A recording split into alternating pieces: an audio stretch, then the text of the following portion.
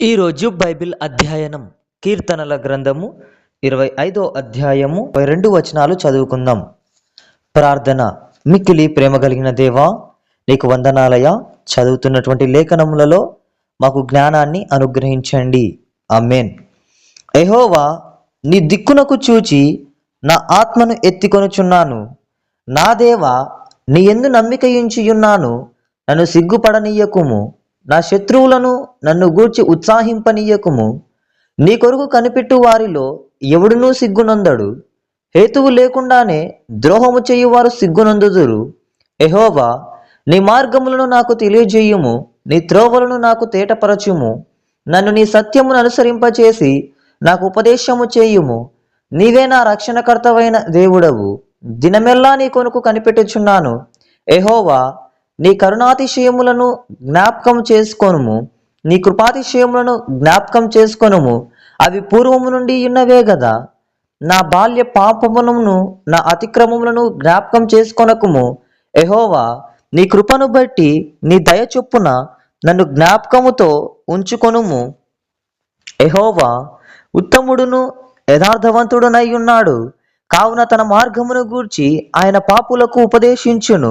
న్యాయ విధులను బట్టి ఆయన దీనులను నడిపించును. తన మార్గమును దీనులకు నేర్పును.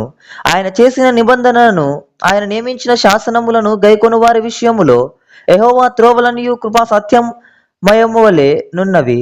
యెహోవా, నా పాపము బహు ఘోరమైనది. నీ నామమును బట్టి దానిని క్షమింపుము. యెహోవా యందు భయభక్తులు గలవాడెవడో వాడు కోరుకొనవలసిన మార్గమును ఆయన వానికి బోధించును. అతని ప్రాణము నెమ్మదిగా ఉండును. అతని సంతానము భూమిని స్వతంత్రించుకొనును. యెహోవా మర్మము ఆయన యందు భయభక్తులు గల వారికి తెలిసియున్నది. ఆయన తన నిబంధనలను వారికి తెలియజేయును. నా కనుదృష్టి ఎల్లప్పుడూ యెహోవా వైపునకే తిరిగి ఉన్నది. ఆయన నా పాదములను వలలో నుండి నడిపించును. నేను ఏకాకిని, బాధపడువాడను. నా వైపు తిరిగి నన్ను కరుణింపుము. నా హృదయ వేదనలు అతి విస్తారములు. ఇక్కట్టులో నుండి నన్ను విడిపింపుము. నా బాధను, నా వేదనను కొనుగొనుము. నా పాపములన్నిటినీ క్షమింపుము. నా శత్రువులను చూడుము. వారు అనేకులు. క్రూర ద్వేషముతో వారు నన్ను ద్వేషించుచున్నారు. నేను నీ శరణు వచ్చియున్నాను. నన్ను సిగ్గుపడనీయకుము. నా ప్రాణమును కాపాడుము. నన్ను రక్షింపుము. నీ కొరకు నేను కనిపెట్టుచున్నాను.